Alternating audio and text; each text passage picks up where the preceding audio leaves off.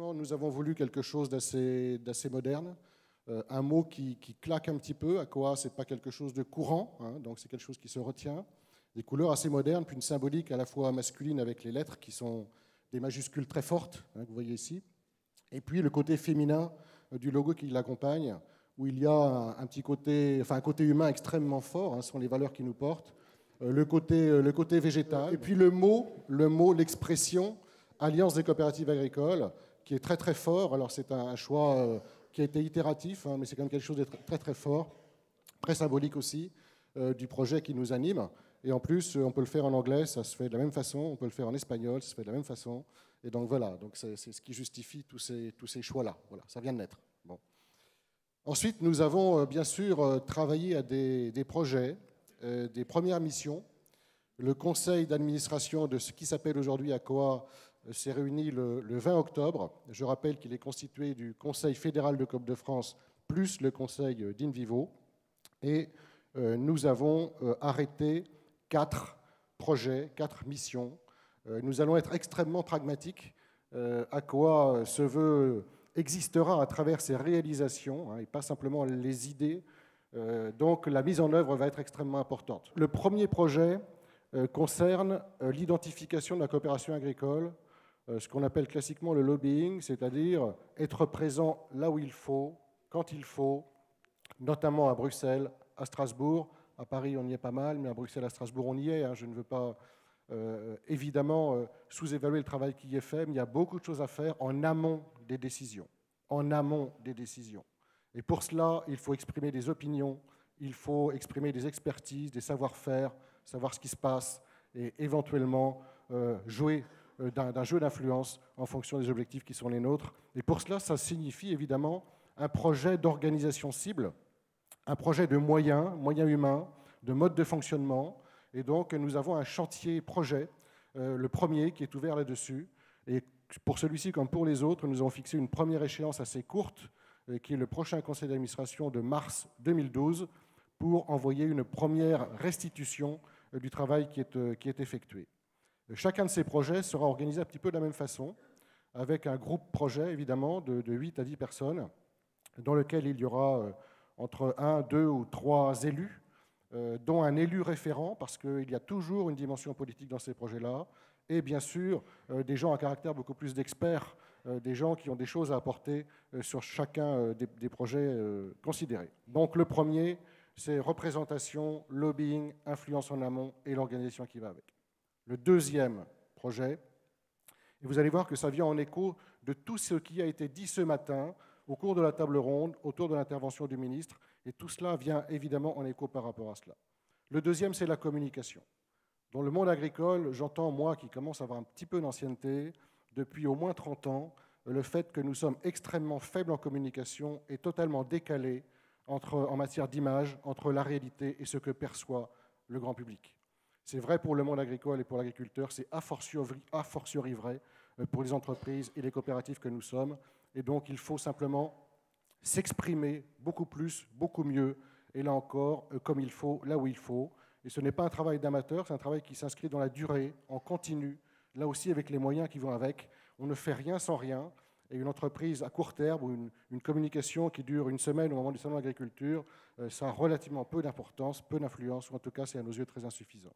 Donc là aussi, un projet qui va définir différents scénarios, évidemment avec différentes gradations de coûts, parce que j'y reviendrai, nous sommes à la fois ambitieux mais extrêmement réalistes, extrêmement pragmatiques, ambitieux et modestes à la fois. Et donc, nous avons conscience du fait que nous avons des étapes à franchir. Nous n'allons pas faire de changements majeurs partout, tout de suite. Ça, c'est absolument impossible. Et donc, en matière de communication, nous proposerons 1, 2 ou 3 scénarios qui seront soumis au conseil d'administration encore de mars. Troisième chantier, c'est un chantier important. Il a été abordé ce matin encore. Il a été abordé également hier au niveau notamment de Coop de France, métier du grain, pour tout ce qui est cadre de gestion sur la mise en marché des grains, où aujourd'hui il faut des compétences extrêmement haut niveau. Il faut pour les administrateurs des niveaux de compréhension élevés, et pour cela, évidemment, il y a la formation qui va avec. Et en formation, nous sommes aujourd'hui dispersés. Nous avons des moyens de formation chez Coop de France importants au niveau de service.coop.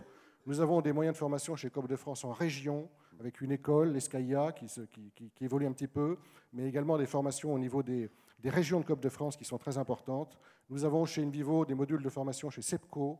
Nous avons une organisation de formation extrêmement importante issue des Vialis qui s'appelle InVivo Institute. Et là-dedans, nous refaisons ici ou là un peu la même chose. Et donc, il y a de la redondance. Et puis, il y a des choses que nous ne faisons pas encore compte tenu de l'évolution des besoins, que ce soit pour les élus administrateurs ou pour les salariés et cadres dirigeants, parce que l'univers coopératif est un univers qui, fort heureusement, a ses particularités. Et pour un dirigeant, on ne dirige pas une coopérative, un groupe coopératif, comme on dirige une société anonyme. C'est un petit peu plus compliqué, c'est la même chose en plus compliqué. Donc il y a des choses à acquérir aussi en la matière. Voilà, donc le troisième axe concerne la formation. Et le quatrième axe, le quatrième chantier a pour celui-ci une dominante économique. Et c'est à la demande d'ailleurs des coopératives ou des caves coopératives viticoles. C'est un chantier qui vise à agréger des forces, comme on essaie de le faire chez InVivo dans les métiers que l'on exerce aujourd'hui, hein, agréger des forces à l'achat, agréger des forces à la vente, agréger des forces pour déployer de la recherche et développement ou de l'expertise. Eh bien, il y a des métiers dans le monde agricole qui n'ont pas de structure d'agrégation de forces, si je puis dire. Et en matière de viticulture, d'exportation de vin, nous avons bien sûr des coopératives qui sont très actives, hein, mais nous n'avons pas de démarche commune, collective pour l'exportation de vin, notamment sur pays tiers. Et c'est vrai qu'il existe, encore une fois modestement, on le cultive, hein, mais des compétences à l'exportation sur pays tiers, en général chez InVivo, qui sont assez importantes. Hein. Et donc nous allons mettre en œuvre un chantier, là aussi hein, de façon pragmatique, modeste et volontariste, parce que nous avons conscience que ce n'est pas aujourd'hui la première fois que nous avons des idées comme cela, ni pour la formation, ni pour la communication, ni pour l'exportation de vin, etc. Mais nous allons les mettre en œuvre. Hein. Vraiment, nous allons faire preuve d'un volontarisme fort pour les mettre en œuvre. Donc nous allons agréger là aussi des élus, des référents, des compétences, de façon à bâtir un ou deux scénarios que nous présenterons, là encore, en tout cas l'ébauche, au mois de mars 2012. Vous voyez que tout cela est à la fois ambitieux et pragmatique, hein. Donc c'est ce que vraiment on essaie de faire, step by step, comme on dit en français. Voilà, mais nous surveillerons, nous veillerons à chacun de ces 4 chantiers avec une très très grande attention. Nous y mettrons beaucoup d'énergie. L'un des grands intérêts du rapprochement de Coop de France et d'InVivo, qui, vous l'avez tous compris, n'est pas une fusion, c'est d'agréger les compétences qui existent fortement de part et d'autre sur des registres différents et de les agréger de façon très fluide. Et là, ces chantiers-là vont nous permettre d'agréger ces compétences-là et j'espère qu'ensemble, nous en tirerons une efficacité dans l'intérêt général. Voilà. Eh bien, bon vent alors à ACOA et à son logo qui laisse beaucoup de place à l'imagination. Le mot...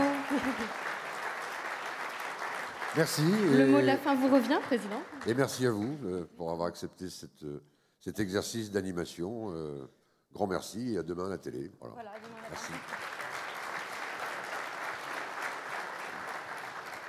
Voilà, longue vie à ACOA.